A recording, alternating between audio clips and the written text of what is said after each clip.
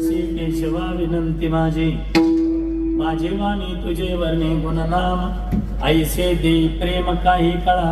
काल्याचं कीर्तन म्हटलं की भगवान श्रीकृष्ण परमात्म्याच्या चरित्राचा विचार करावा लागतो. चरित्र एवढा अगाध आहे.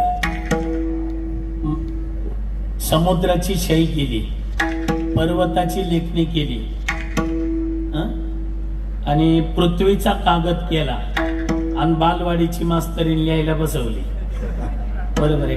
अहो, सरस्वती मातेला जरी लिहायला बसवलं, झालं काय?